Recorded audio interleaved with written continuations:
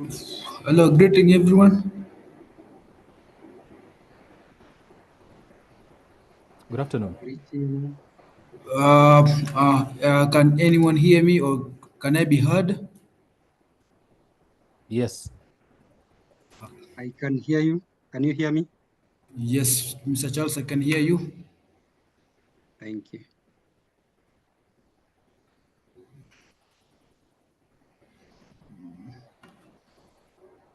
Uh, Mr. Charles,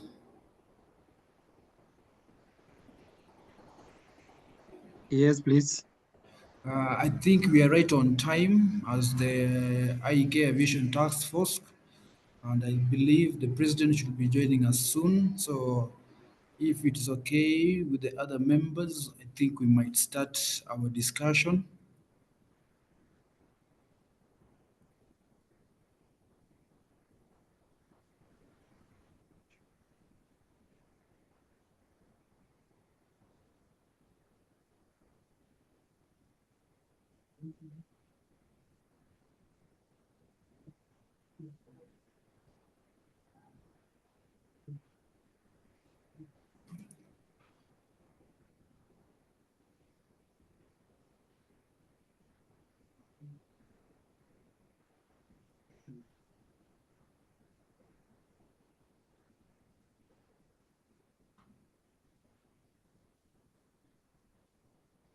Okay, I got you clearly, Engineer Francis Eboso. So do we proceed? Yes, I do believe we have the numbers and we are right on time, so we might start off and then as the rest can join, if they join, they will find us at least. We're running part the program for the sake of time, yeah, and for the sake of the discussion ahead of us. Thank you. So I make an opening prayer. Yes, sir, please start us off with an opening prayer, kindly. Thank you. So we bow and pray. Almighty Father, we present ourselves before you this evening with humility and thanksgivings in our heart. We thank you for the life of everyone in this call and those who will join us, and all the members of this noble institution and our families. We thank you for this opportunity to meet, to discuss the aviation policy for the prosperity of the engineering practice and for the general excellence of the aviation industry and the state, Kenya, at large. As we gather here, we call upon your guidance and wisdom for this discussion this evening. We pray for knowledge to continue guiding the industry and the engineering practice. The success of this initiative will be to the glory and honor of your name and kingdom. We make this short prayer believing and trusting in your holy name, and you'll say, Amen. Amen. Uh, Thank you so much, Engineer Charles Odhiambo. Once more, greeting everyone who has joined our session today. Our session, it's the Aviation Task Force. We're here to present our policy in terms of the current situations affecting or in the aviation industry in Kenya as large. My name's Engineer Eboso Francis, and kindly allow me to present or introduce my team. Our team was composing of our very honorable chairlady, Maryil Goriet, Engineer Henry Kibet, I myself, Francis Eboso, Engineer Charles Odhiambo, Engineer Jasper Ireri, Engineer Dennis Onditi, and Engineer Dr. Anthony Mushiri. We've been running this course roughly a year now. We've done two or three papers that we've presented to the IK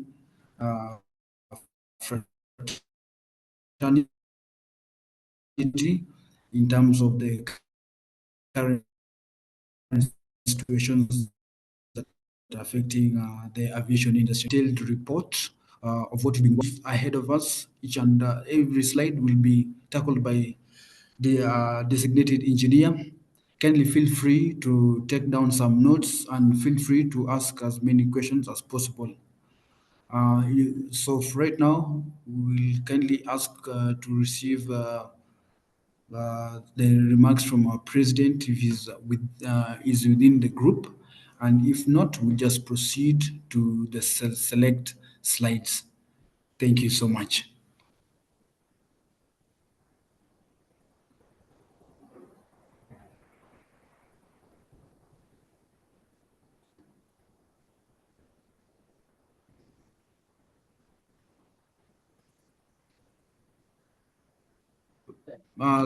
Kindly open now the forum for our president, if he is with this, is amongst us, to give his statement, please.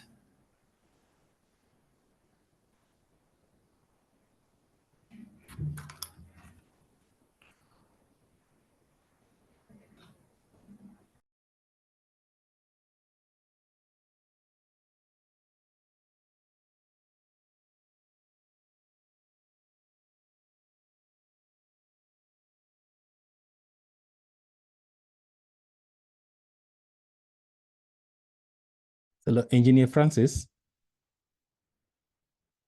Mr. I think Anthony.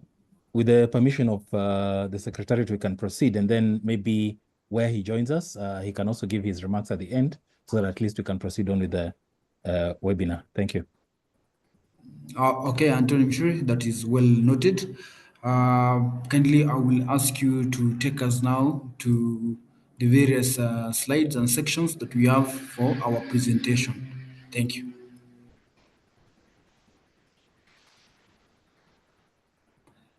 Just for all the persons okay, who are here, kindly note on our webinar, it is on the harnessing Kenya's aviation potentials, factoring the challenges encountered by the sectors and the We proposal. have new unit. Hello? Yes, sir.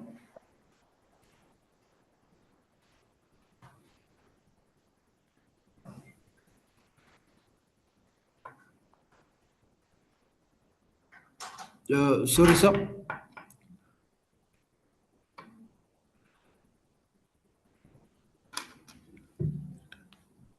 Bwana Anthony Mushiri, please. Yes, I think you can proceed. Jasper will start us off. Thank you. Okay, yes. Jasper, please start us off.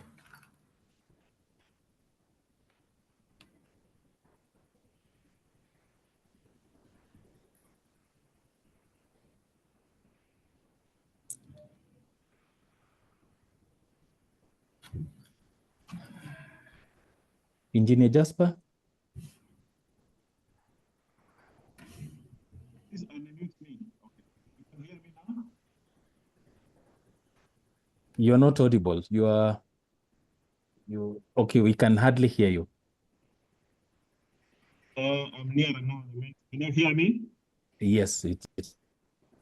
Yes, my name is Engineer Maryil. I'm doing this paper.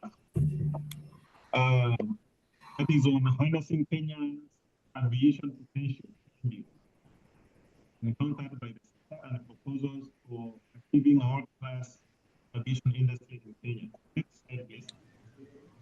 Engineer, you're coming in broken. Sorry for interruption, but you're coming in broken. I wish I would know to improve that. That is better. Am I better? Am I audible? Yeah, that is better. Thank you. Okay. The Aviation Taskforce members is Maryil Goriet, Engineer Henry Kibet, Engineer Francis Emoso, Engineer Charles Otiambo, Engineer Jasper Ireri, Engineer Dennis Oditi, and Engineer Dr. Anthony Mutiri. Now, the content of our paper is as follows. We have introduction, now for the standards and current of aviation, current challenges facing Kenya aviation sector, proposed strategies for improvement, regulatory reforms, environmental sustainability, sustainability, learning from global best practices, conclusion, and we call for action. Then we'll allow a question for Engineer, sorry to interrupt, but again, you're coming in very broken and inaudible. I don't know if you could move close to your mic. He could be using earphones, so he needs to bring the earpiece closer to him. I'm not using earphones. I'm using the okay. Am I better? Is it clearer? It's clearer Can you now. proceed, please? Can you hear me? Yes, we can hear you. Thank you.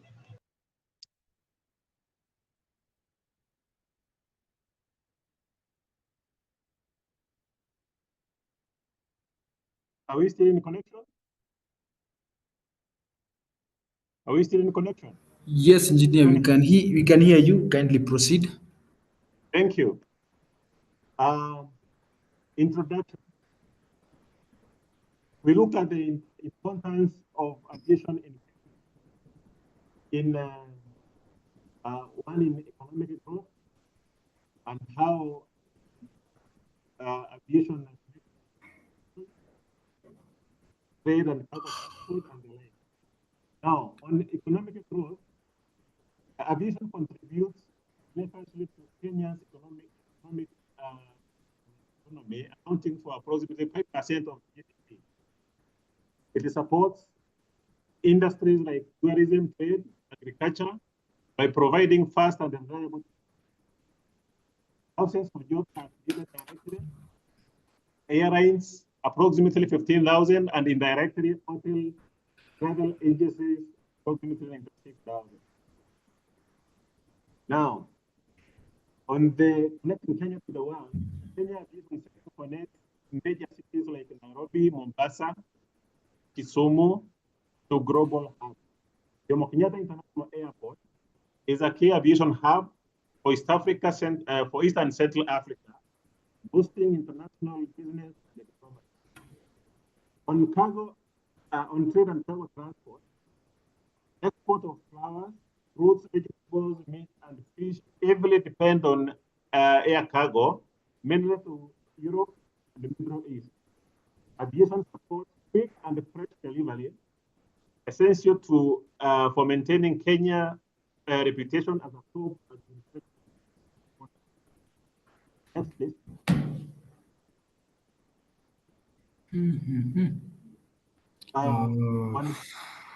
Yes. So we continue. This part of the tourism. It brings Engineer, I don't know. I think Engineer Jasper, please. you can Yeah, hear me? Engineer Jasper, please. Yes. The problem is you start off well and then you go offline. Like your sound slowly drops, your volume drops slowly and slowly and slowly as you continue to speak. Just kindly check on your microphone and your setup, please, in terms Okay. of sounding. And then you was on slide number 1, the introduction of our webinar. I understand Yes. that the president has joined us. Can they just finish it then so that we can have over the president to give his remarks so that we can continue seamlessly? Thank you so much, engineer. I'm testing to find out whether I'm still audible. Right now you are audible. If you maintain like that, that will be very perfect. Just don't. Thank you. Yeah. Thank you. I was talking about boosting tourism, and we said that Kenyan tourism relies on aviation for bringing international tourism. Now, there is also emergency services and healthcare, there is training and skills development, and then there is regional integration. All these are areas where we get boost on tourism through aviation. Thank you. Over to you. Engineer Anthony. Sorry, Okay. Engineer, I think I'll be the one who was supposed to be taking this portion on the rationale for standards and current state of aviation. So, ladies and gentlemen, esteemed colleagues in the profession and members of the task force, good afternoon. This is Engineer Dennis Onditi. So let's just dive straight to the subtopic. So I would like to address a critical aspect of the Kenyan aviation sector, which is the rationale for standards and existing standards that govern our industry. As we strive to harness the full potential of our aviation capabilities, it is essential to understand the importance of these standards in driving growth, safety, and sustainability. So, in a nutshell, I would just want to say that there is consistent growth in the aviation sector, and I would like to run you through a few of the statistics here. So, if you look at our passenger numbers, year by year growth, in the year 2022, you look at passengers, international and domestic passengers, the growth in terms of international passengers. From the year 2022 to year 2023, we grew from 4.9 million passengers to 6.4 international passengers. Then same in terms of domestic passengers, that is within the country, we grew from 5.1 million passengers to 5.3 million passengers in the year 2022 in comparison to 2023. The cargo sector also realized some growth in terms of movements, where in 2022 we had a movement of 375.3 tons of cargo as compared to 379.5 tons of cargo. This shows growth in both domestic, international, and cargo movement. So let's move to the next slide. If we look at the top 10 most popular city destinations from Kenya, we get to see that Kenya serves a variety of destinations, both regional and international. We look at number one being London, being 162 and 64,200 passengers. Then Entebbe, which is our neighbor here in Uganda. Then we have Dubai with 75,500 passengers. We have Dar es Salaam again, our neighbor. We have Addis, we have Zanzibar, we have Kigali, we have Milan, and Frankfurt. This basically underscores the fact that Nairobi serves both regional and international destinations. So it's a very critical hub for the aviation sector, and that means there is a lot of potential that our airports can generate if things are done properly and if things are improved from the current status we are in. So let's move to the next status. Next slide. As a share of domestic and international passengers, we see that 60% of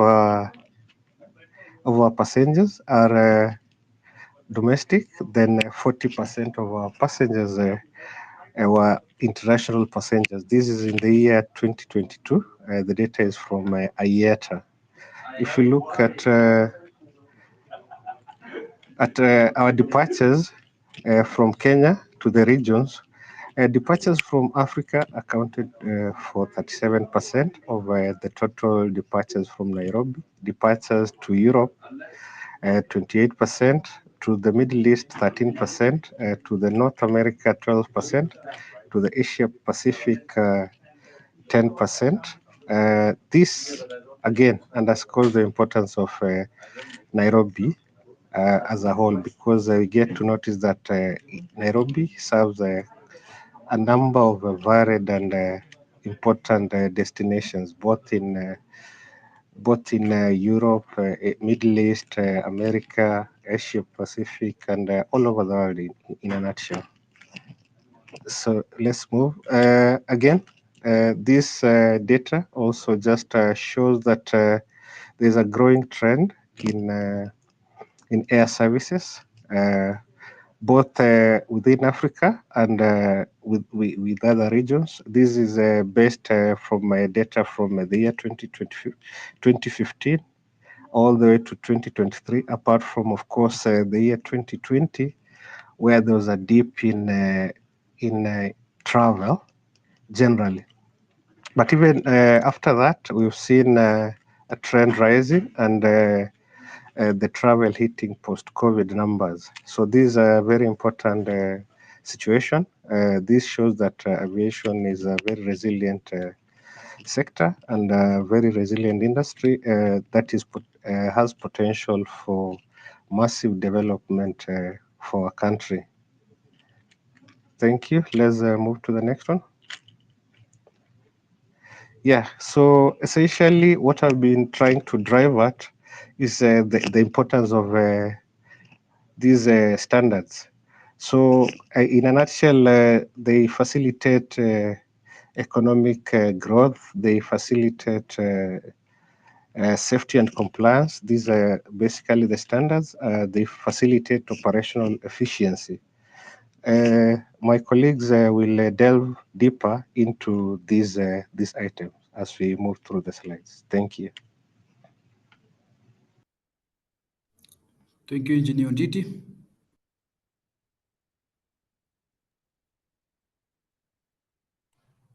Engineer Francis, please proceed. Okay, sorry. Greetings, more everyone, and thank you guys for joining us on this webinar. I'm Engineer Eboso Francis, and I and my colleague, uh, my colleague Engineer Henry Kibet will be talking about the key challenges currently facing the aviation industry, or as an aviation task force, we're trying to present all the challenges that are being encountered currently in the Kenyan aviation industry. Let us start us off, please, with the next slide. One, Anthony, please.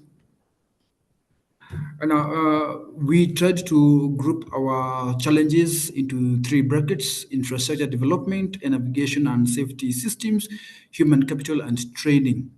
I will start off with the infrastructure development. The inadequate and antiquate airport facilities, such as runways, aprons, taxiways, and air traffic control systems, along with the restricted runways capability, are the significant concerns. Most of us, we are travelers. We fly frequently, either to within the region or outside our Kenyan country. Of late in the media, we've really had challenges. Jomo Kenyatta International Airport has had a lot of infrastructural challenges. Maybe the runway being closed because of attack of an aircraft, or during the rainy seasons, we've tried to see like passengers getting stranded because the roofs are leaking. The electrical challenge that had those were the other day, it's also a problem. So generally, the infrastructure of our system, it is there. It was the way it was built. It was to accommodate a certain number of people, but now the number increasing of travelers, so the infrastructure itself, it cannot sustain or handle the magnitude number, as the way my engineers has shown us before, how the aviation industry is still growing. When we talk about the air navigation system, most of us, we try, that's a technology aspect. At, an airport has like the landings capability mechanism. It has the communication mechanism between aircrafts and the ground personnels, and then it has the surveillance equipments. So most of the equipments currently we being used in our country or in the aviation industry, they have they're not up to date technology wise. hindering most functions of the aviation industry. For instance, at Wilson Airport, because of lack of modernized instrumentations, it works from 6 a.m. until only 8 p.m. Why? Because at night, the runways, the lighting system is not there. The instrument assistive instruments are not currently at Wilson Airport.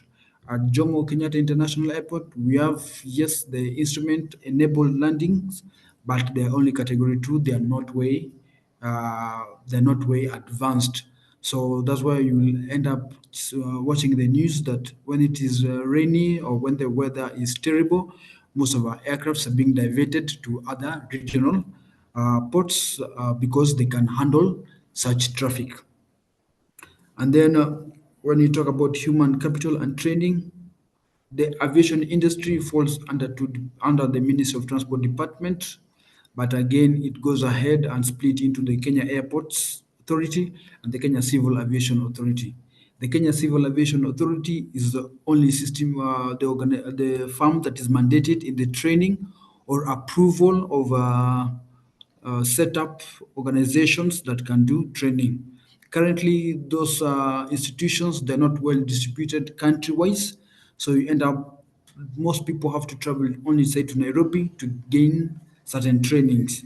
And then the school fees, the mode of teaching, and then the curriculum itself, it is not well formulated, so that if I've studied in school A, I'm equally qualified as somebody who was schooled in school B. That is one of the challenges.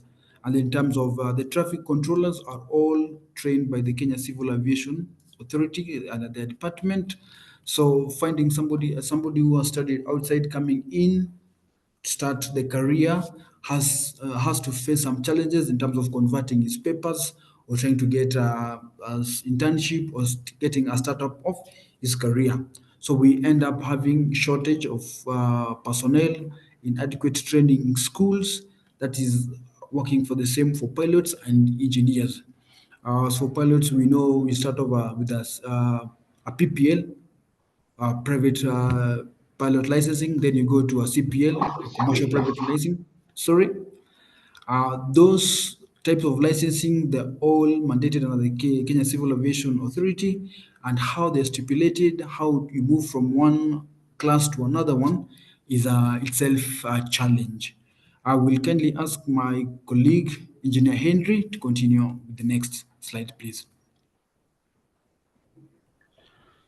Thank you so much, Engineer Francis.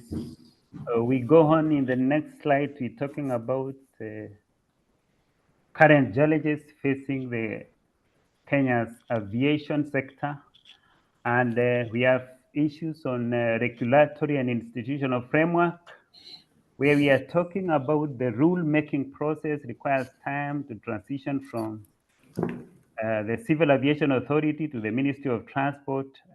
We also have issues of policy implementation is hindered by lack of timely updates on standards and recommended practices from ICAO. Another issue is limited institutional oversight capabilities, and bureaucratic delays are present in licensing and certification processes. Certification procedures. Another challenge is on financial sustainability, and we are talking about high operational costs that include fuel, taxes, and regulatory fees, dependency on government subsidies, and economic vulnerability to global shocks and disruptions. Here we look at our national carrier. Many times they depend on government, especially on subsidies, and you've seen it struggling, but we are happy that it is now on upward trajectory. But that sustainability aspect has to be improved. On environmental sustainability, we're talking about emissions that contribute to climate change. You've heard of ICAO COSIA, carbon offsetting and reduction scheme. And that is where it comes in and play handy, because we have so many flights on air, and you would expect expect that CO2 emission is a great challenge.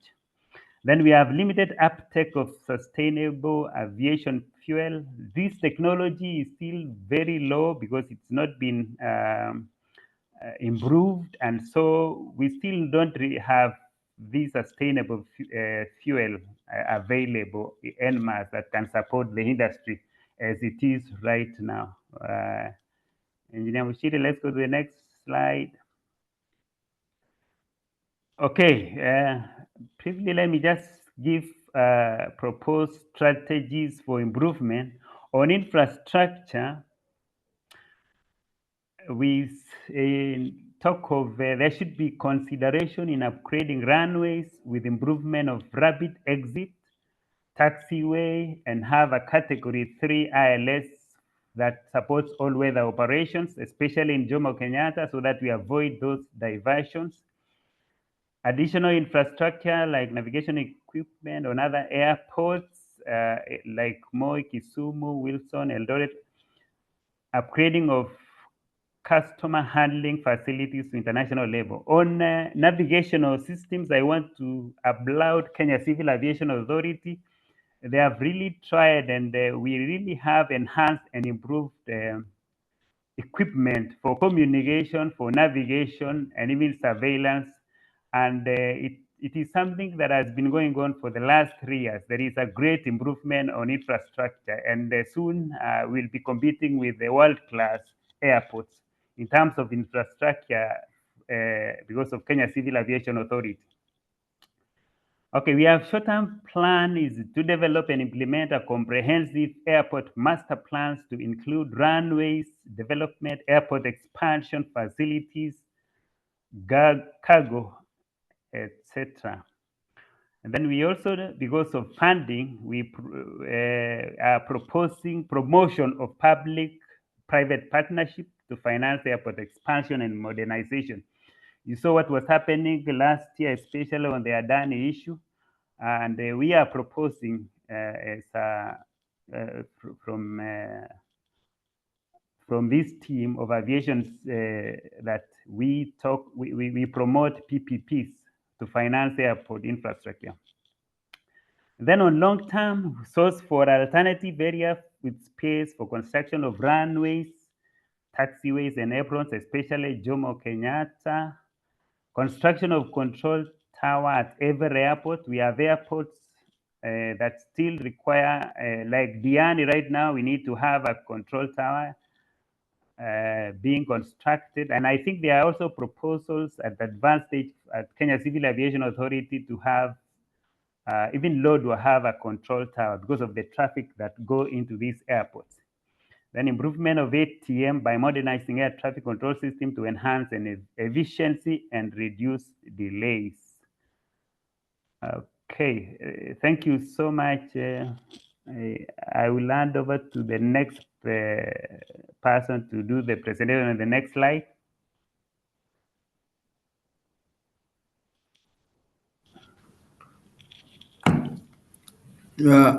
Engineer Anthony Mushiri. Charles Odhiambo. Okay, yes. Thank you very much. Thank you very much, colleagues and members in this call. Good evening. My name is Charles Odhiambo, and I'll be taking you through some phase of the proposed strategies for improvement of the civil aviation and the aviation industry at large. So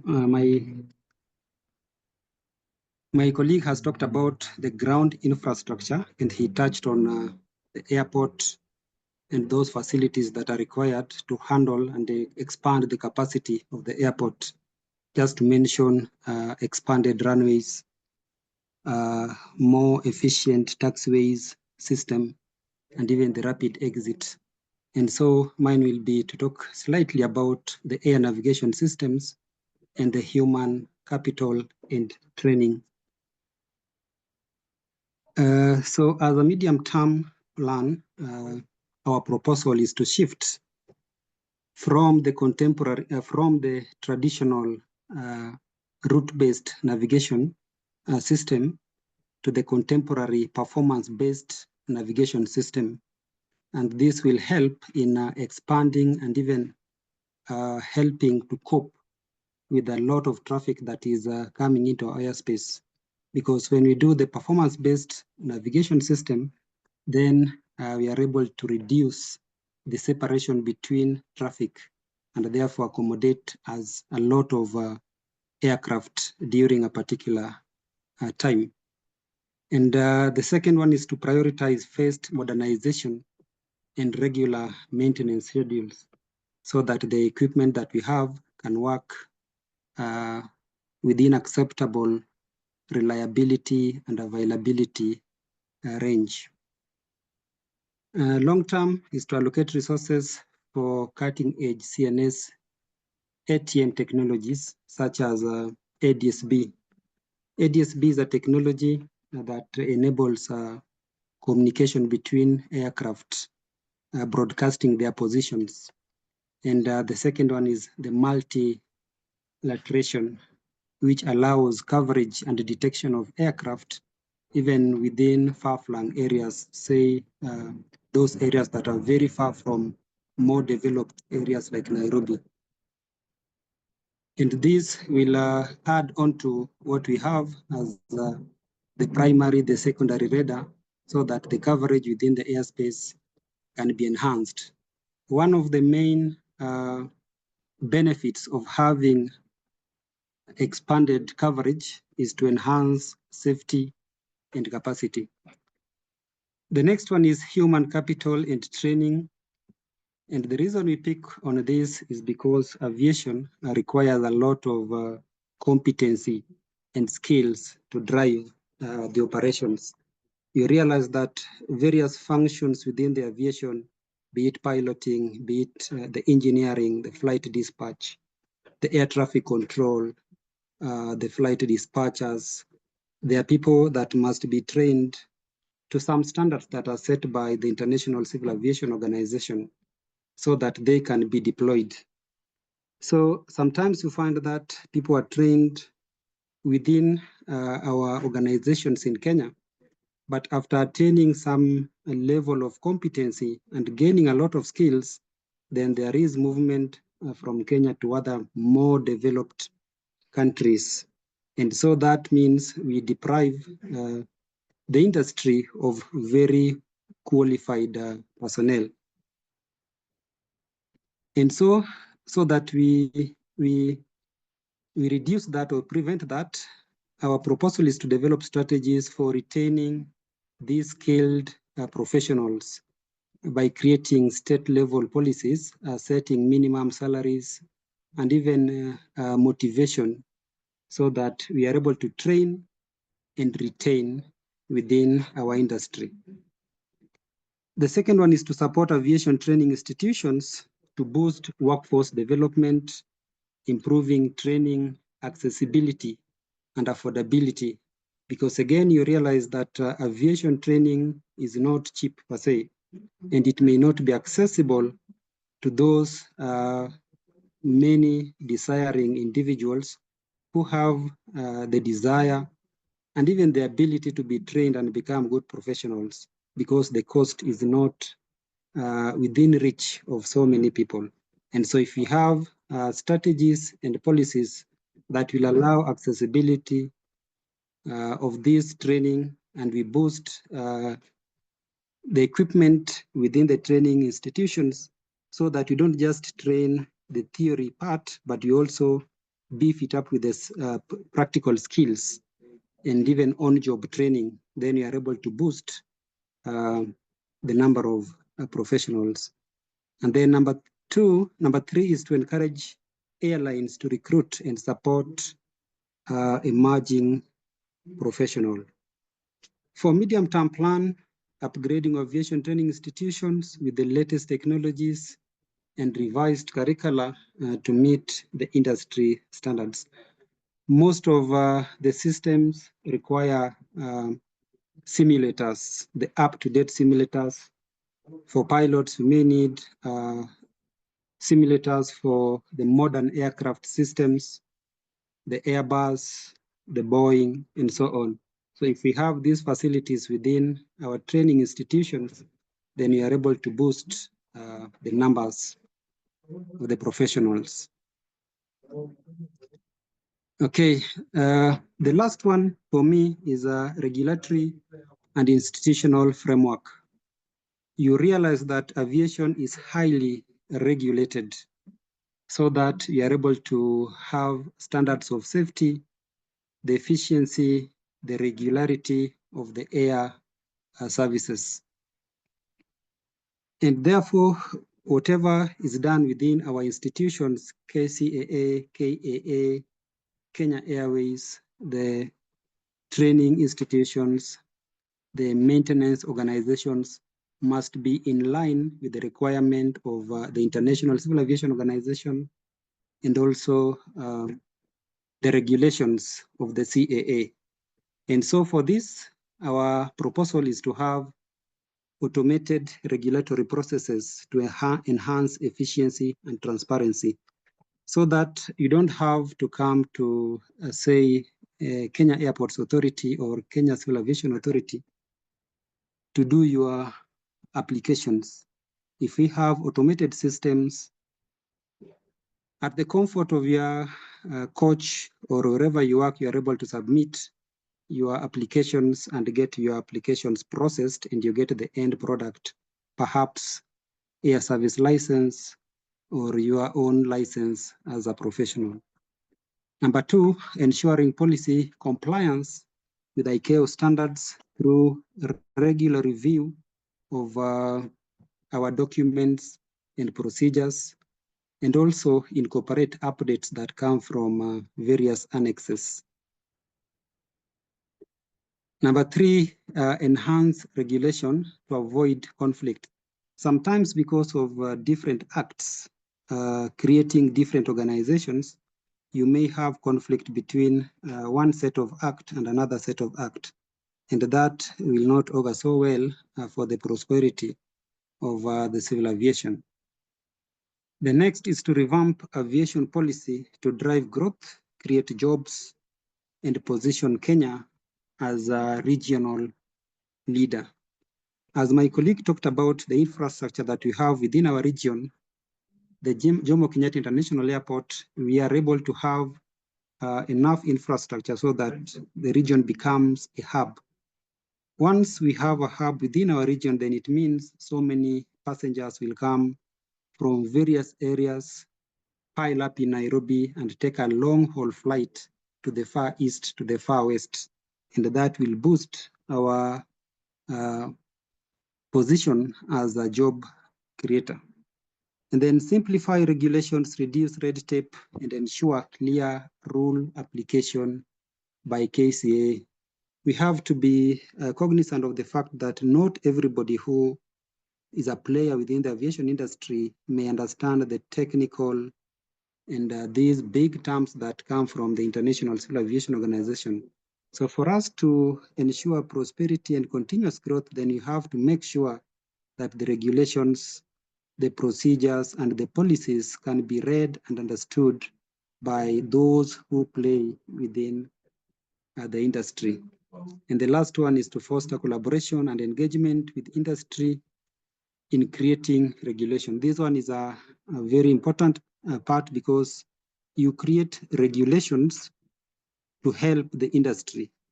And for us to have ownership of these regulations, then those players, all the players or key players within the industry must regularly be engaged so that you make regulations that will enhance their processes, enhance their investment, and so on. As a medium-term plan, utilize drone technology because drone technology is coming into space quite fast. And so as an aviation industry, we must put in place systems and procedures to ensure that we fuse them into the already existing procedures. Because we are not able to push it aside, it is coming. So the more we are ready for it, the easier it will fuse in and help us advance aviation. And the last one is to establish supportive regulations with the necessary oversight using advanced technologies.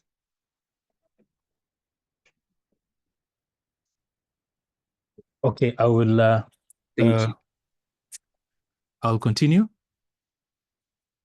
So, on financial. Yes, engineer. Am I audible?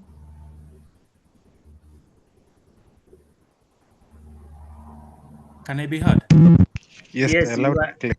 Oh, okay, thank you. So I'll continue on with the financial sustainability. So we came up with medium-term and long-term plans. So first of all, we acknowledge that this industry is regulated by the Kenya Civil Aviation Authority, but also we have Kenya Airports Authority who have their mandate. The government also has its mandate. So one of the things that we need to do is see that we streamline the fees that are charged by the Kenya Airports Authority and also by the Kenya Revenue Authority to especially operators within both local and international operators. This will ensure that we are competitive so that we do not have like landing fees, navigation fees that are higher than those of our neighboring countries or our competitors. Then we also need to reassess the taxation policies that could adversely affect the aviation sector. And we should ensure that we stick with the international best practices. Some of these include things like the VAT and also even things, it's called what, the excess duty and the rest. And in the past, I think in the 2023-2024 budget, there was something that had been included and it caused some uproar in the sector because that would have made the sector less competitive. You do not want, for example, an airline to prefer to fuel in a different country and come with a full load, but it would be good if they take up their fuel from here, or that they do not have to make decisions, tough decisions, because we charge more when it comes to things like fuel. So taxation and related policies must ensure that we remain competitive. We had already talked about the public-private partnerships, and we know that this is basically the way to go because a lot of capital is required in this industry. It's a capital-intensive industry, both when it comes to the equipment, the aircraft, but also even when it comes to the facilities. So one of the ways to ensure that we get what is up to date or what people can work with is by fostering these PPPs. But of course, this has to be done within the context of the Kenyan law. Now, we can also encourage our airport authority to seek not alternative, but additional revenue channels or avenues. And these ones include things like retail, cargo, and also even real estate. In the long-term plan or in the long-term plans, we would want to focus on increasing investment for modernization and expansion of airport infrastructure, as has been mentioned. And this not only covers JKIA, but also secondary airports. These will help to improve efficiency, safety, and capacity. Then when it comes to the environment, environmental sustainability, we have also short-term, medium, and long-term plans. Now, we had mentioned the sustainable aviation fuels, the SAFs. So we would want to boost or would want to recommend that the SAF production be boosted in the country. And we know that this SAF is normally blended with jet fuel. So currently, what we are doing is that we're importing this SAF.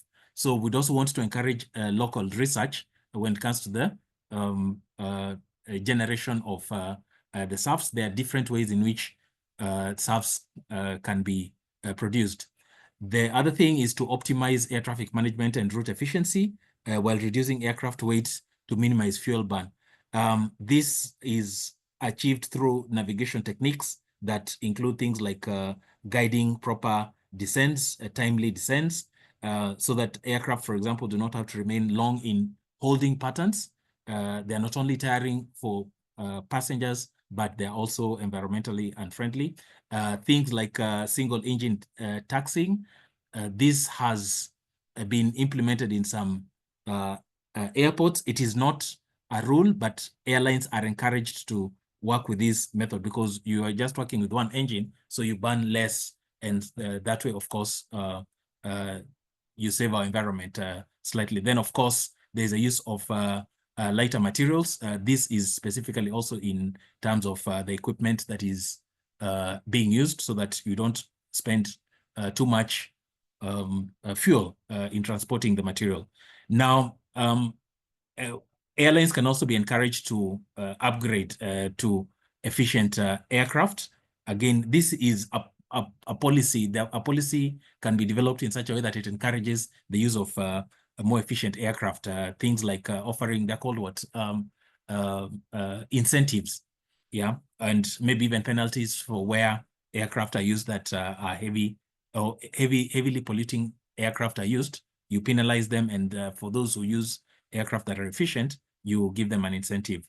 There can also be the enhancement of CORSIA and other offsetting schemes to counter unreduced emissions. These are policies that are normally developed worldwide to encourage the use of greener energy to reduce on carbon emissions, and so on and so forth.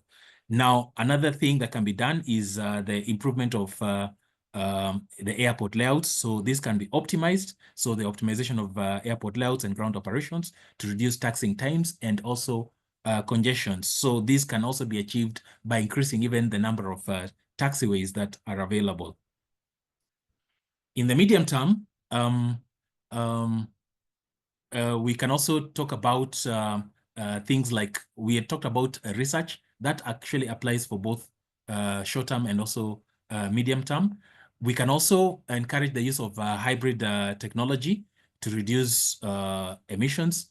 Currently, we may not talk about aircraft that are on, what do you call it, electric aircraft, but on the ground, currently we work with tractors and even the push trucks that we use.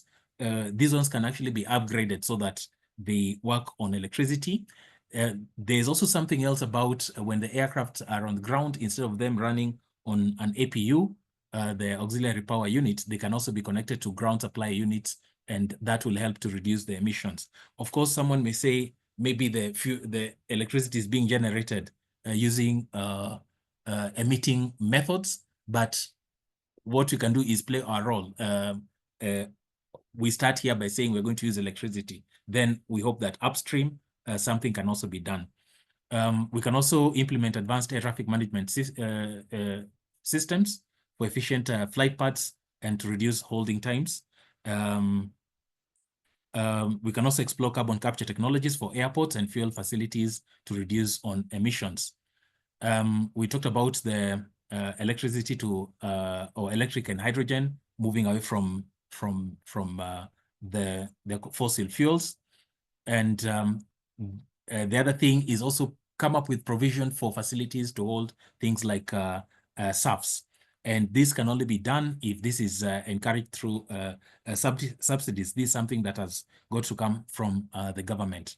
Okay. We can also encourage research in the line of utilizing carbon removal techniques, encouraging the development and implementation of carbon removal techniques, like the direct air capture, this to reduce and to help us to reach net zero emissions. Okay, then we can also develop an eco-friendly aviation system, linking fuel production, airports, aircraft, air traffic, focused on, I think there's something that is missing there, reducing carbon emissions, basically.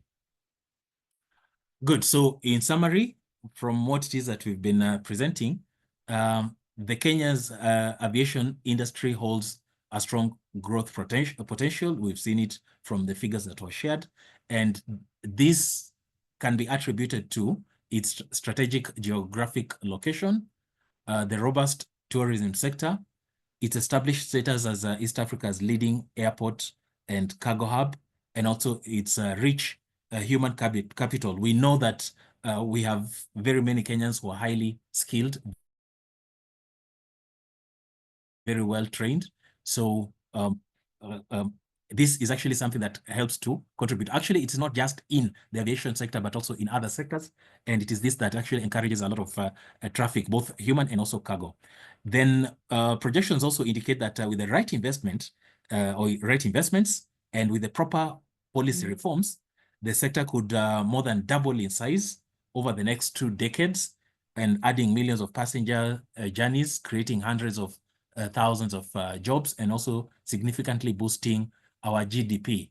If we may look at even examples of the competitors when it comes to our airports, JKIM, Mombasa International, or Moi International Airport, we have countries like Rwanda that are really coming up. And I don't think they will be tapping from any other market, but they'll be tapping from the same market that we tap from. So we need to be able to think right, invest strategically, and also have the proper policies to encourage the sector to grow. So some of the ways in which you can overcome the challenges that are facing the sector is coordinated action from government, stakeholders, and also international partners. How this can be done? It can be done by, number one, prioritizing infrastructure investment, where, for example, what our airports would need. We talked about things like navigation systems, so we can move from the current Cat 2, we can move, or Category 2 we can move to Category 3, so that our airports are always open. JKI is always open, and it will not close because of simple things like fog. That's infrastructure investment. Things like even putting in rapid exit taxiways in the short term, as even we look at the potential of increasing even things like the number of runways and so on and so forth. That is also something critical, but this has to be done strategically, methodically, and also at the right time. And then we can also adapt globally competitive tax and regulatory frameworks. I think I've mentioned this in detail. We can embrace technological innovation, and then we can also ensure a stable operating environment where we do not have new laws coming up every other time, where we do not have tax policies changing too frequently, such that the market for doing business for the aviation sector remains predictable. We also have an issue even with the education system.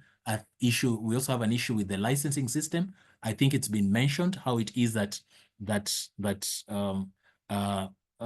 Kenya Civil Aviation Authority issues licenses, and so on and so forth. And something else that has also been mentioned is the drones, the drone sector. This is also an upcoming sector. So to ensure that we have policies that are in place and they're timely, so that we are not catching up with the sector, but we are actually moving in line with the sector, so that, for example, if they talk about things like air taxis, those ones, of course, will be using drone technology. They'll be unmanned. Then we have a policy in place before the air taxis are actually introduced. If we hear that they're being tested elsewhere, then we also try and ensure that we have policies here, so that once they're imported, then operators can jump on and get into the sector. It is for the benefit of the economy anyway. So there are these measures and many other measures that can be taken, and these ones would ensure that Kenya will position itself to unlock the full economic and social benefit of the aviation, and it will solidify its role as the go-to aviation hub in East Africa. So that ends our presentation. Thank you very much. Back to our moderator. Thank you so much, Engineer Anthony Mushiri. Thank you everyone who has joined us, who has heard us. Before we open the session for questions or any clarification, within us is our president. Kindly let us give him the platform for him to give his remarks and statement. Thank you.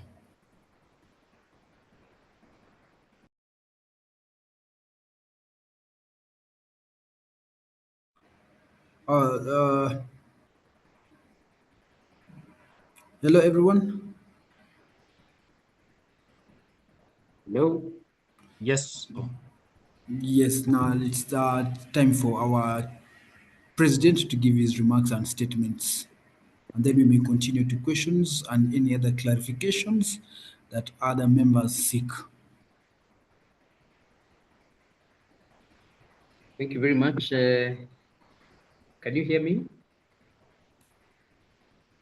Yes, we can hear you, sir. I want to appreciate the Aviation Task Force for this wonderful webinar. And I'm very grateful that I've seen the number going up to 230, which is very encouraging. The leadership of that task force has been able to bring us together to have this very important conversation in the sector.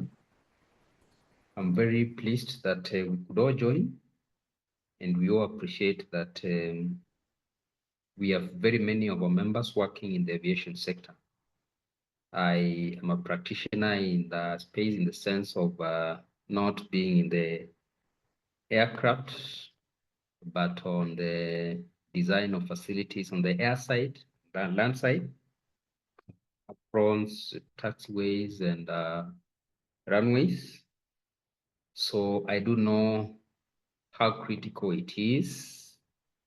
It's a very international space and very regulated industry.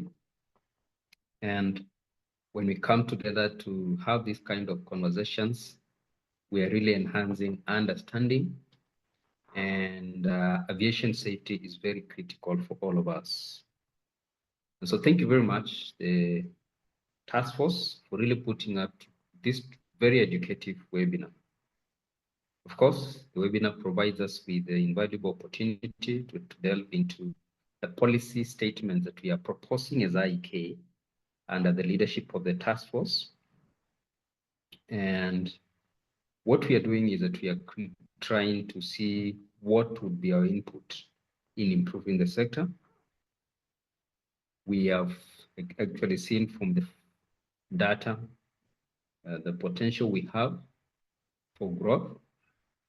And when you look at what is happening in our neighbors, Rwanda is doing the airport, Ethiopia is doing the airport, while our numbers, JKIA, about 8 million of thereof. We know in Ethiopia they're talking about 17 million, and they want to shoot the throughput from there are 17 million to a bigger figure, up to 60 million in the next few years. So we know the region is geared up to significant growth, and we need to know what we plan to do in this space so that we can remain a preferred destination. The aviation industry, like we know, being very international, if there is anything that lowers our standard here within our space, then we drop our rating globally. We may not attract the kind of traffic we want. We should be seeing more departures to more destinations. But if we do not keep growing, we may see the drop of departures to more destinations, etc., etc. And our space will continue to be taken by others who are upcoming and growing. Of course, the role of the industry in terms of connecting people, driving commerce, cannot really be overemphasized, and we have heard actually during the webinar. Our intention, therefore, with this policy is to really give a significant input in the nation's development. It is very critical that we look forward with the future of the country and making sure that as engineers, we are not only uniquely positioned in understanding these technical issues that every Tom, Dick, and Harry may not understand, but that we lead the conversation in terms of the infrastructure, operational challenges within this critical sector. We also know that when we have a say in the policies, we are actually creating the future that we want in a more practical, sustainable, and because of understanding of the highest international standards in bodies like ICAO, IATA, and whatnot, we are actually creating the future when we are really involved in this process. And so we must be very deliberate, as it were.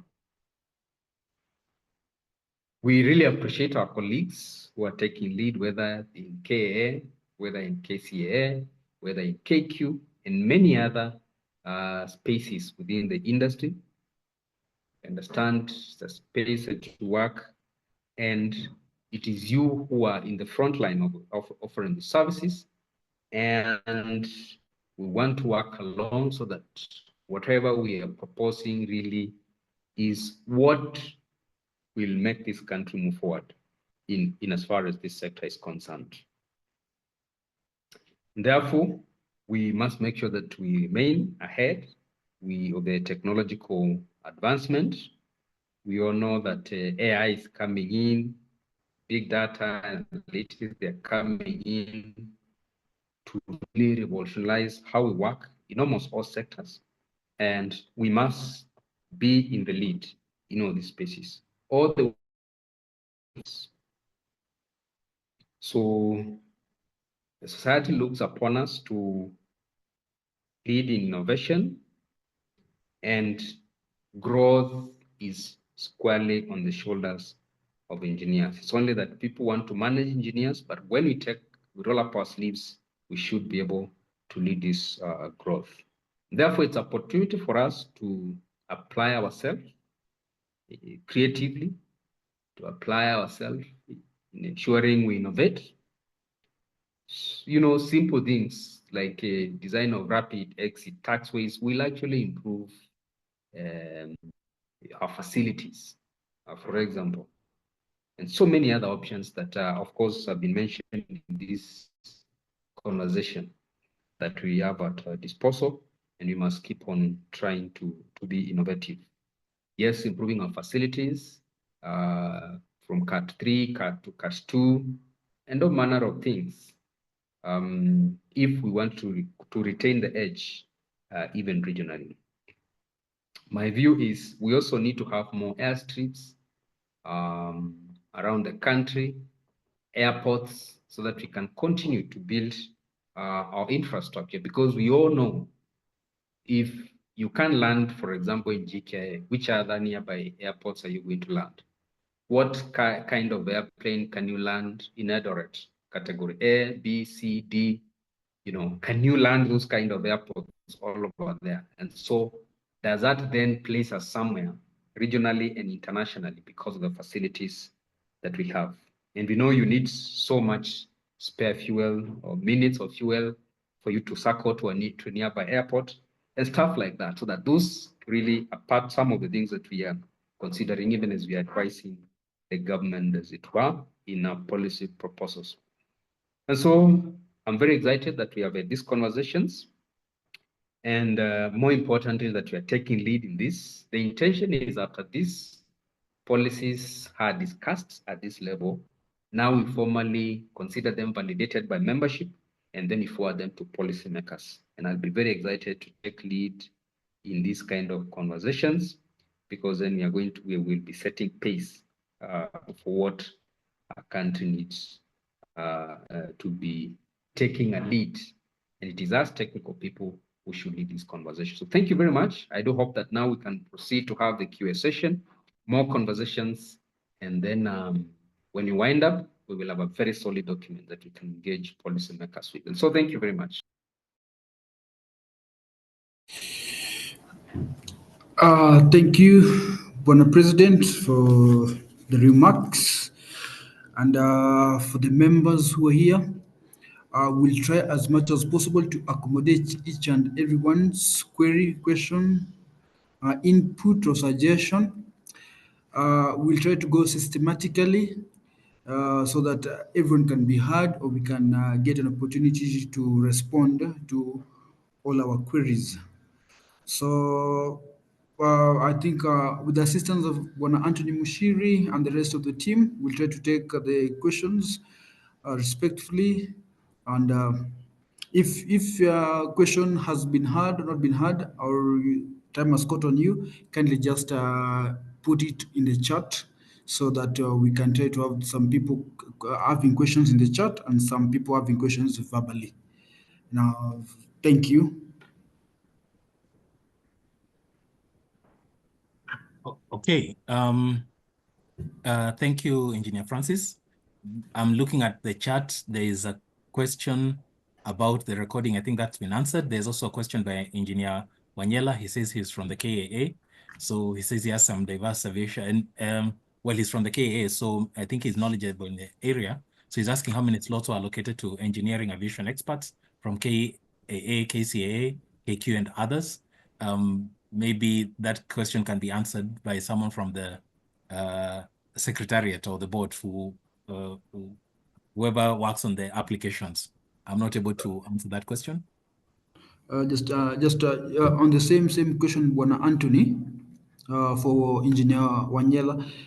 For the creation of the Aviation Task Force, there was a running advert by the institution, and then so we can try to find out how they came into, because they had an open application format, so people did apply.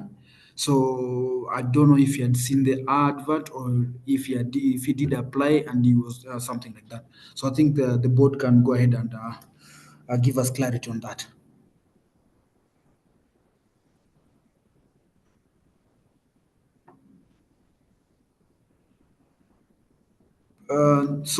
Members, please, if you have a question, just go ahead. Hello, Chair.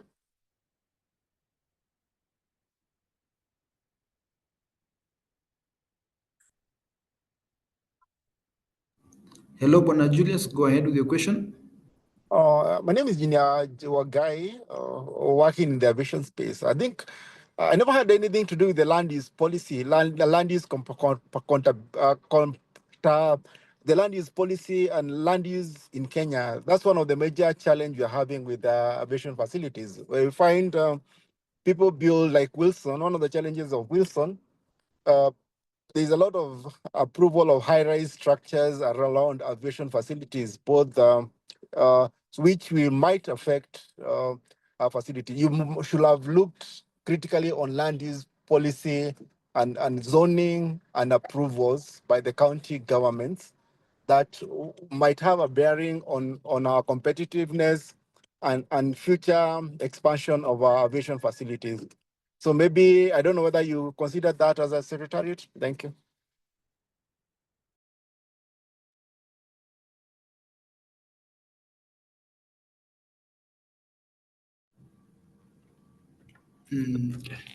Thank you, Bwana Julius, for that. Okay.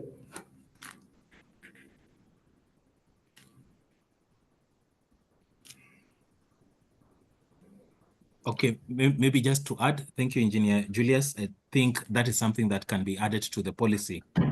We seem to have just mentioned it in passing, so we can concretize it as a point when it comes to policy. Thank you.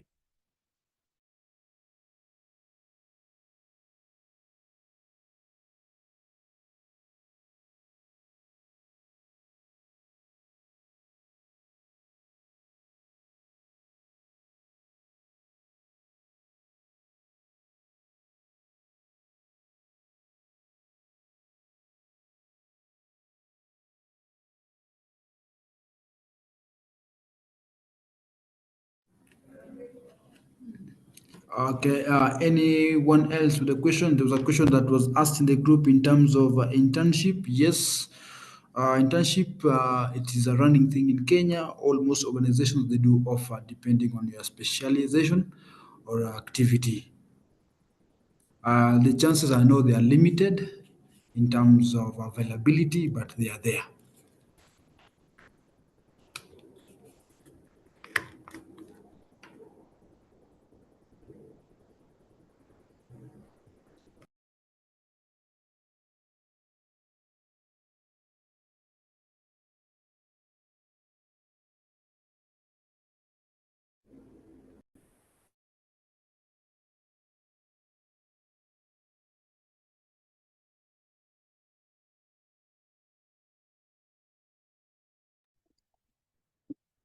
Hi, Chair.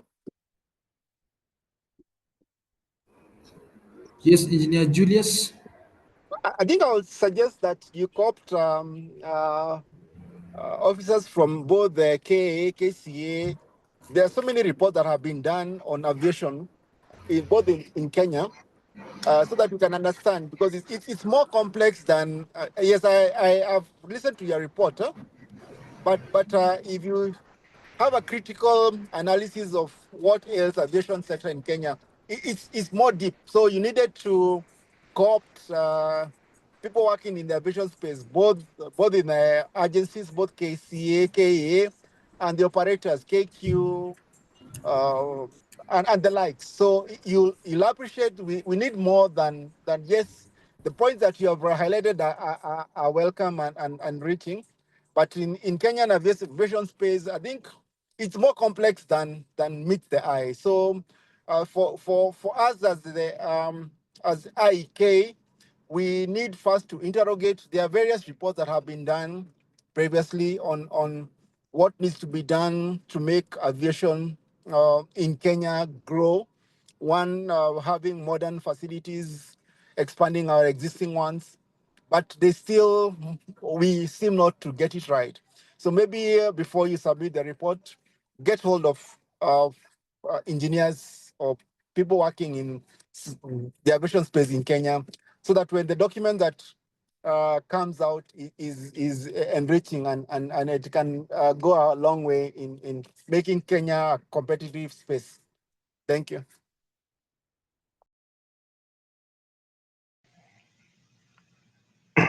Hello, thank you very much. I didn't catch your name.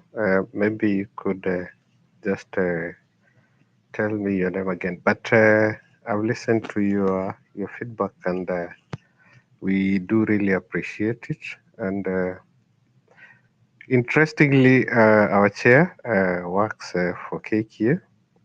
We have a member who works for the authority, the KA, and the practitioners in the aviation space. So more of this information is welcome. You are welcome to also share it with us. The purpose of this webinar basically was to try to also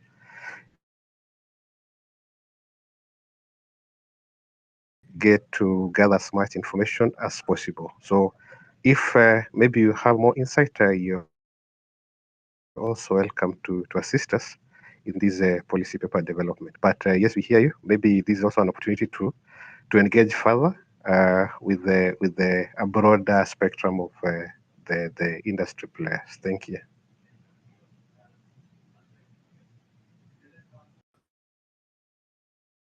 Okay, with your permission, Engineer Charles, Francis, sorry, I think there's a question there on in the chat from Nimrod Ocheng.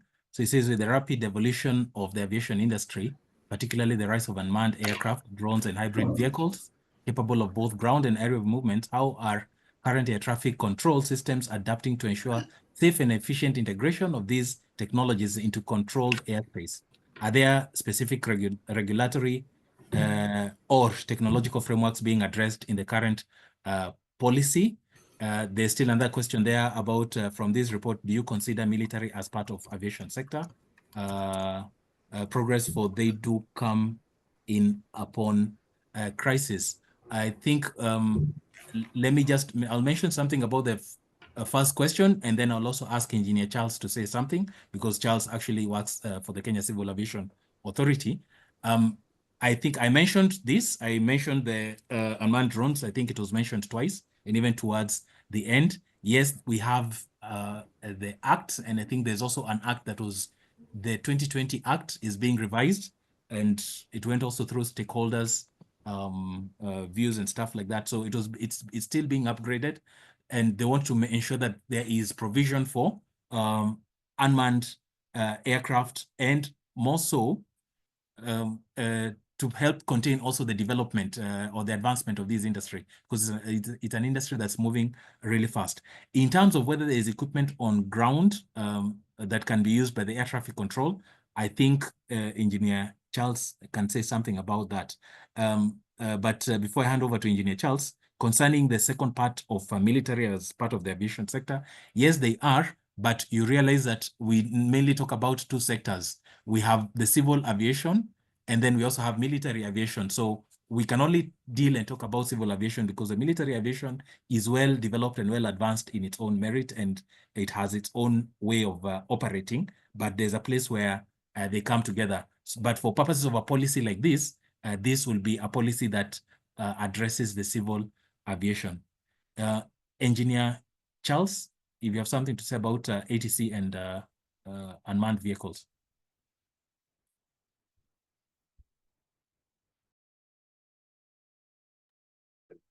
Thank you very much. Thank you very much, Engineer Anthony Michel.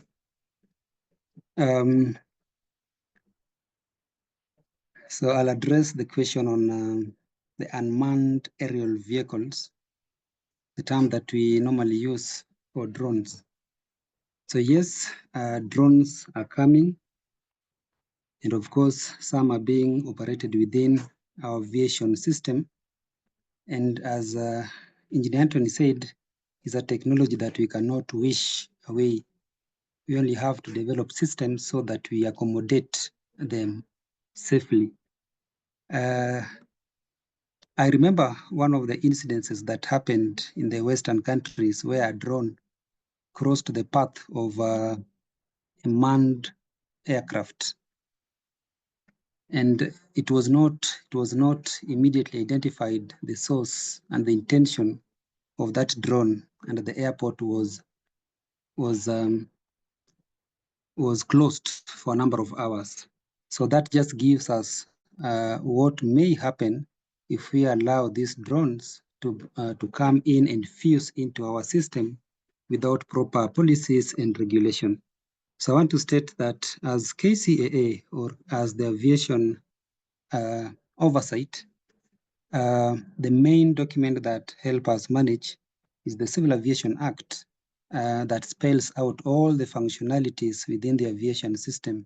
And if you read it, you also find the unmanned aerial vehicles captured in it. And so the next level is development of regulations that now look at these specific functionalities. And so yes, there is a regulation that touches on the management of unmanned aerial vehicles, how you bring them in, the licensing processes, the pilots who pilot them, and so on. Of course, technology is still coming in rapidly, and there are a number of changes, even to the extent that things like vertiports and air taxis, which have not reached the Kenyan airspace, but they are coming. So the regulations and the regulation making process is quite open and is able to take so many things in.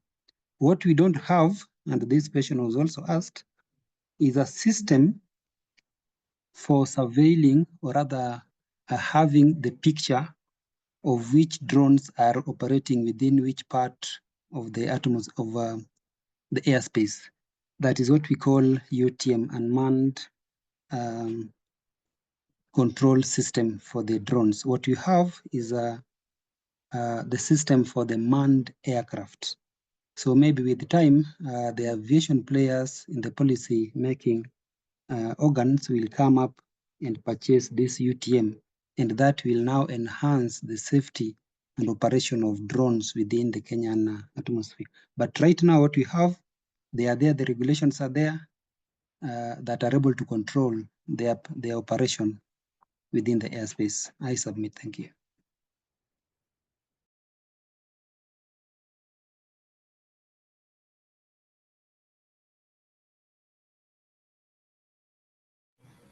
Thank you, Engineer Charles and Engineer Anthony, for the feedback.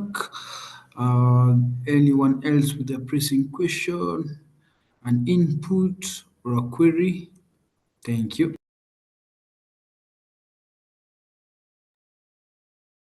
Engineer Charles, I see something in the chat from Engineer James Mwangi. He says, due to the regulations that govern civil aviation and particularly the airworthiness management, EBK qualifications in this space are not required, yet this is the team that can spearhead innovations and new designs. So KCA has currently no capability to approve aeronautical products type certificates like other agencies can do, e.g. FAA and EASA. IAK should consider to champion that area. Again, I think maybe Engineer Charles, he's under KCA, he can say something about this, but before he says something, I think I'll say number one, this is a heavily regulated industry, and I think all those who work in that sector will acknowledge this fact. And there are standards that are normally set so that across board, if an airline, a foreign airline, hires an engineer who's working here and they have an EASA certification, then they know for sure that they will do the job the way they're supposed to do it. KCA certifies our engineers, the ones who normally do what do you call it? The ones who are normally given the AMLs, and because of this, I think KCA is well capable of handling this specific task. Now,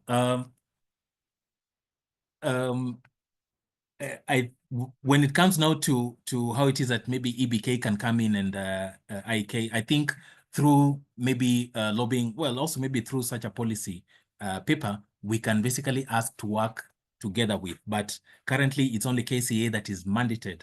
And I do actually think that they have the capacity because even when we get things like new aircraft, when the engineers are being trained, for example, from Kenya Airways, there is always somebody from the Kenya Civil Aviation Authority who is there, who is going to play the role of the, what do you call it, the oversight role.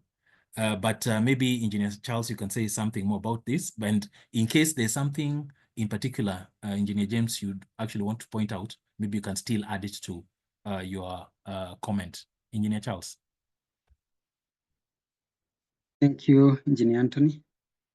I think you said what I wanted to say, that is the role of the CAA to oversight the industry.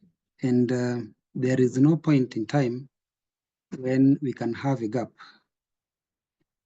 Anytime a gap exists in the oversight system of any stater, then the state remains exposed. So yes, we have people qualified who are able to oversight those engineers. And what the CAA does also, because we have so many qualified people within the industry. So KCA also works with the industry to get people in the industry with the qualifications who are able to oversight the others in the industry. And it is a common practice worldwide. You may not have everybody in-house. You may not have everybody in-house, but you have an arrangement that you identify a number of people within the industry who have the requisite qualifications and are able to even check people and give them type rating. So it is yes, CAA has that capability. Thank you. Okay, Engineer Francis, if you may allow me, I think I can also add something else. There was something that we mentioned in the policy paper, and it's about personnel. Not that we do not train enough personnel, not that we do not get enough personnel licensed, but they transition very fast to other jurisdictions. They go to other countries, maybe because of things like pay. So there are other issues. And I think even what Engineer Julius was talking about, maybe that is also one of the issues that could have been mentioning. So there is a very high turnover in this sector, such that replacement is always an ongoing process. So there is no space for growth. That plays a role. Thank you. Yes, thank you for the input from my team. That was Engineer Anthony Mishiri and Engineer Charles. Them who have really tried to give us the feedback and the answers to your questions. Uh, Now, without further ado, first and foremost, I appreciate each and everyone for attending our sessions. And without any other questions, I would like to take this juncture just to have a closing ending to our meeting, if our webinar. Thank you. Okay, thank you, Engineer Francis. Maybe just before I give the vote of thanks, I see Engineer James has clarified what he meant. He said that AMLs are limited to maintenance work and not engineering. I think that is basically how it currently works. There's that bit on the licensing, and there's so much that you can also be allowed to do by also the aircraft manufacturers. But I think also within an organization like Kenya Airways, they do more than just maintenance work. I think they do much more. And maybe I may not be aware of what also happens in some other operators. Maybe some of them are actually able to do much more. And I think even at Wilson Airport, there are a lot of modifications that do happen. So that is not, when you're modifying things, that is not just doing ordinary maintenance. That is going a step further, and that's actual engineering work. But yes, there is still a lot of room for improvement. Just okay. Engineer Anthony Mushiri, Yes. if I may just add on something about what is asked about in terms of the technicians, or in lack of a better word, as a person who is in the aviation industry and in the aviation field, there is a grouping of how somebody starts off a work, depending on the chronological, okay, how each and every industry setups. So, for if you're an EBK person, you go ahead and get a registered engineer, professional registered engineer, and then Geoffrey Atuti, you're on, kindly mute. For the aviation industry, kindly Geoffrey Atuti, kindly mute, please. I just to let me just share a little bit how for the role of a technician or what. So in the aviation industry, there are departments. You find quality departments, and then you find the maintenance department. For the maintenance department, you start off either as a mechanic, and as an intern, you upgrade to an aircraft mechanic, an aircraft technician, and then a certifying engineer. So for certifying engineer, basically is not a registered engineer, but they're two different. And then you go to the KCA, a certifying engineer becomes after he's been licensed. It's like a doctor, but before you become a doctor, you get to be licensed. So in the aviation, the KCA licensed the engineers, so he becomes a licensed engineer. As for the technicians, the work they do is just more than just maintenance. They can do modification the way when Anthony has said, and upgrading of the aircraft system from the lower system they are currently having to an upgraded system. So they do work on maintenance, but the scope of maintenance really varies depending on what they're doing. Because you can do either preventive maintenance, you can do storage maintenance, depending. So technician is the word when you're at a junior level if you've not yet been licensed by the Kenya Civil Aviation Authorities. If you get licensed, you become a licensed engineer, and then when you're given authorization within your company, you become a certifying engineer. So those are the terminologies that are there currently in the aviation industry. These are questions that has been asked about teaching professions. Here in our group, we have a very dear engineer who is a very very well versed in the teaching scope. Uh, for example, for you to teach as an aviation in the Kenyan industry in high school, you must go to the TCA, the Teacher Service Commission.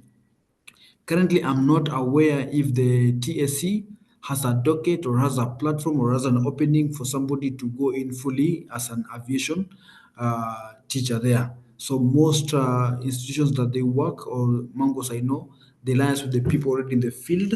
Let's say somebody is at teaching at the university level who can come in as a resource person currently. Abona Anthony, kindly walk us through about the teaching if you are here.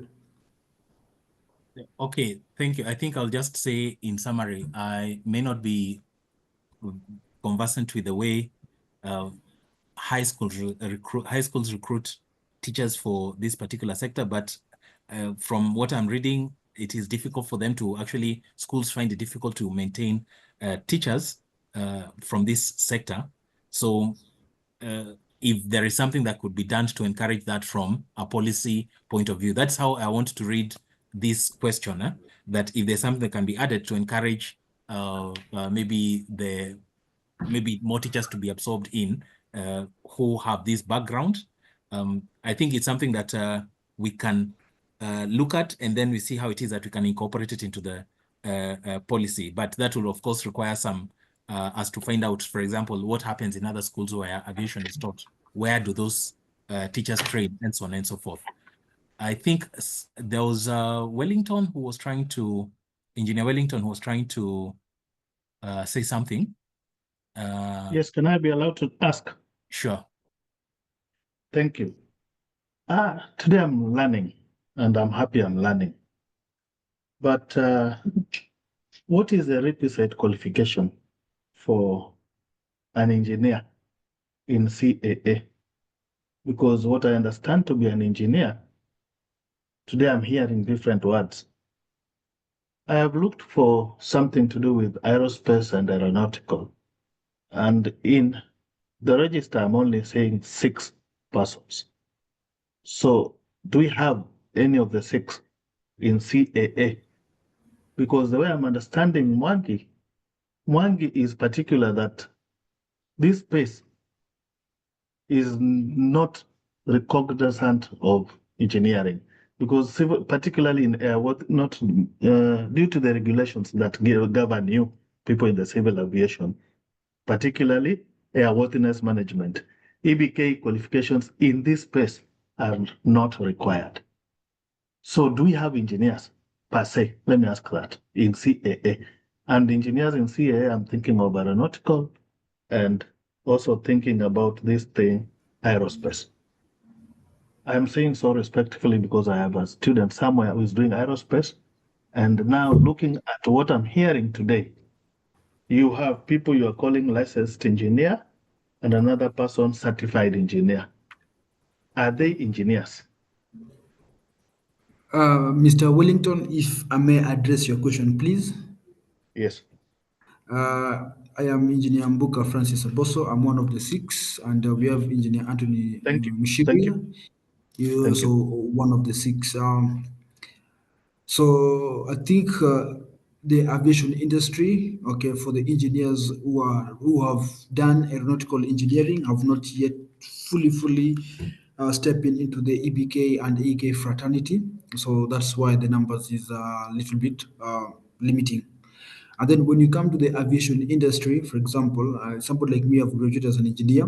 I'm an engineer with EBK, but also to be recognized or to have more mandate and more priorities and more responsibilities at my work, I still have to go the other way to do the Kenya Civil Aviation examinations departments. That's airworthiness. So right now, if for a person who has done aeronautical engineering in Kenya, if you are a graduate, if you've Yes. done your degree, you are allowed to go and register with EBK. That is not Yes. self-denied. And then at the same way, you are allowed, and it is within the Civil Aviation Act that was passed by the Parliament, that you have to go to the Kenya Civil Aviation Authority to do the examinations to be a licensed personnel. Now, when Oh, it comes nice. to aviation, when it comes to Yes. aviation, when it is a maintenance of an aircraft, there's what is called airworthiness, and then Yes. there's what is called release to service. Uh, I'll give you just in a scope of understanding. You've taken your car to a mechanic. He's Yes. done, let's say, 2 or 3 things. The mechanic is allowed to do a test drive of your car and to tell your car is good to drive. For the Sure. aviation, it works the same way, only that there is a document that has to be attached to that aircraft. That aircraft has to fly with that document all the time. It's called a CRS, Certificate of Release to Service. So for you to Mhm. sign that said document, it's like the way the Yes. doctor will prescribe you, you have to be Mhm. licensed by the Kenya Civil Aviation Authority. So when you're Okay. licensed by them, you become a licensed engineer by the Kenya Civil Aviation Authority. Now that gives you a mandate to release an aircraft to service, the aircraft to carry people being airworthy. So that in Oh, case nice. of a fault or in case of a mishappening, the Kenya You are Civil Aviation responsible. Authorities will come and question this aircraft. Sure. How do you maintain it? What are the procedures? Who certified this aircraft? It is good to carry, Mr. Wellington. So that is the difference and the gap that is in there. As for the cognizant, yes, we will try to input the policy that EBK collaborates with the KCA. So the Certified Engineer at KCA, if they can have a loophole, how they can be recognized by the EBK, and the EBK engineers, they can be recognized by the Kenya Civil Aviation to be as a one entity. I hope I've answered you, Mr. Wellington. Okay, with your permission, also allow me to just jump in. Yes, Engineer. Yes, please. Yes, when it comes to airworthiness, there are the two sides to the airworthiness. There are the certified engineers who are doing the release of the aircraft, the CRS. They do it under what we call Part 145 when it comes to the regulation, which is basically an aircraft maintenance organization. So there's also the aircraft airworthiness that is done by the continuing airworthiness the entities owning the aircraft. So you find, for example, a company like Kenya Airways is by law required to ensure that the aircraft under its own certificate are maintained in an airworthy condition throughout their lives. So there are engineers who support these element of airworthiness, and these engineers are the engineers basically who are ensuring that maintenance is done is issued and done on time without expiring the limits. The maintenance is done to the quality that is expected, and these are the cadres of engineers like the so-called aircraft maintenance planning engineers, the quality assurance engineers, and technical services engineers. In the aviation parlance, they are just simply called the support engineers or technical support services engineers. This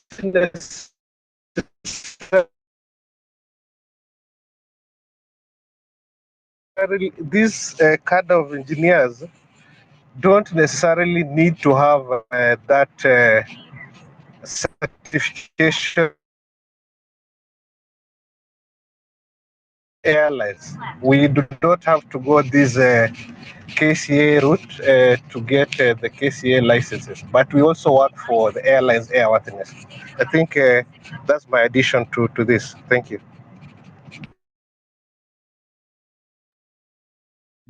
Okay, thank you. Maybe just to conclude on this matter, yes, there is that use of the word engineer, and there is a way in which it has been captured also in the Civil Aviation Act. It may not necessarily mean the engineer that we are talking about here, what do you call it? Someone who's a degree holder.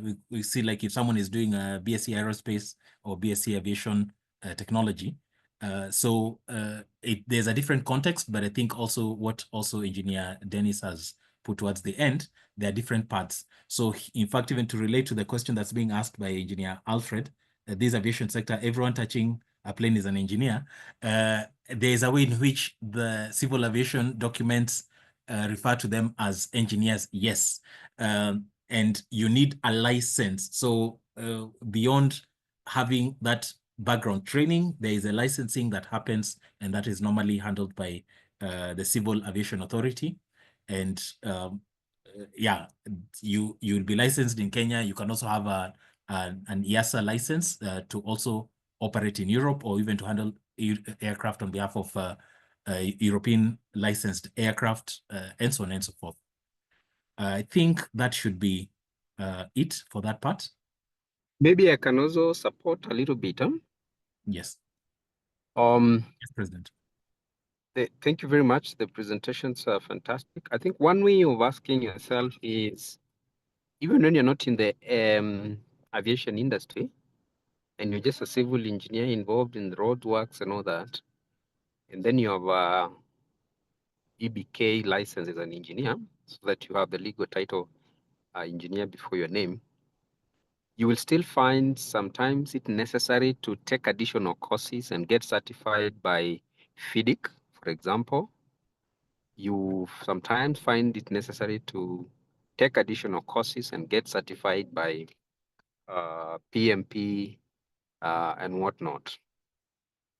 So in the broad aspects, you are the engineer, but now because you are focused on a niche area, then you get certification under FIDIC or something like that. So the safer way would say the aviation industry is very controlled, it's very international, safety concerns are very high. You just imagine a pebble in the taxiway can measure a very expensive component like an engine. So the people allowed in the airside and whatnot, they need certification, there's a lot of control. So in the similar version, we're talking about, yes, you're an engineer and you still need a FIDIC certification of project management certification. KCAA must certify you to occupy this space. And that is very important because there's an international language, you talk in aviation and all manner of things. So it should not look like we are not recognizing the engineer by saying EBK is absent from this and you must be certified and cleared by KCAA. It is actually not very unique in the sense that even when you need to be an expert in project management, you find yourself looking for paperwork through FIDIC, looking for paperwork in project management and all that. So we should not find it awkward. However, the areas of cooperation, and I do not foresee, and I'm in the board EBK, I do not foresee the need for EBK usurping the role of KCA in this. The law does not even allow. So we must not see it as making the engineer irrelevant, because you must get those kind of certifications from the KCA and whatnot. So that is the nature of the industry, just basically because it's quite a sensitive and fairly a controlled industry, and we must look at it. Of course, there's a broader question of, and we have also dealt with this, when you do aerospace engineering, aeronautical engineering, where do you practice? That's a broader context. But suffice it to say, the existing laws, they have given us an industry that is currently working. And of course, it's our duty to continue improving it. I thought that could add value to the conversation. Thank you very much, Mr. President. I think you could not have said it better. You've actually captured it, and I hope the questioner has gotten the answer properly, or rather an answer to the question that they had asked. Okay, I think we were moving to the final part. I see it's almost time. So if you will allow me, our moderator, I can just give a vote of thanks. And I will start by first thanking the participants. I see we are currently, at some point, I think we're 220. We have 199 participants. They've taken time off just to listen to this presentation. And also would like to thank all of them for the valuable input. For those who've asked, I think Engineer Julius, you've put it very well that we need that additional contribution from people who are directly in the sector. We do have them in the task force, but I think it's very welcome for us to enrich the knowledge that we already have, or the document that we have, with more information. What we needed also to state is that this is a policy document that will also will also tag along a detailed explanation of the different items that it is that we've mentioned. We could not go into the depth of explaining. We are talking about equipment. Which equipment? You notice if we talk about Cat 1, Cat 2, Cat 3, we might lose some of the participants because you might think Cat 1 is more superior than Cat 2 because it's Category 1. And even when you get to Category 3, we will talk about Category 3, A, B, C. So we kind of omitted that bit. We just mentioned what it is that we felt that is necessary to bring up here, also even to provoke conversation. And I think it has done that. So we have all that information. Thank you very much.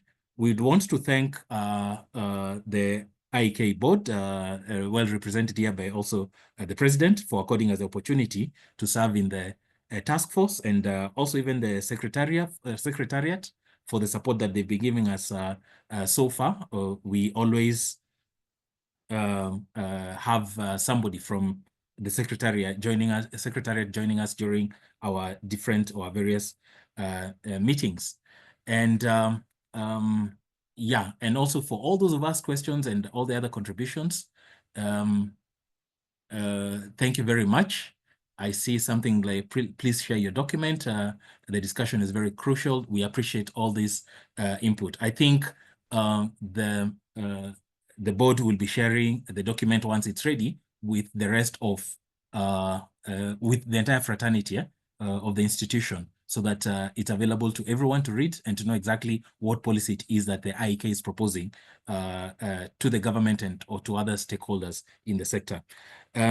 So we look forward to improving on the policy that we currently have, and we also look forward to improving the aviation sector and also helping the aviation sector to grow as engineers, so that it can also be competitive enough and compete also with neighboring countries, but also compete internationally.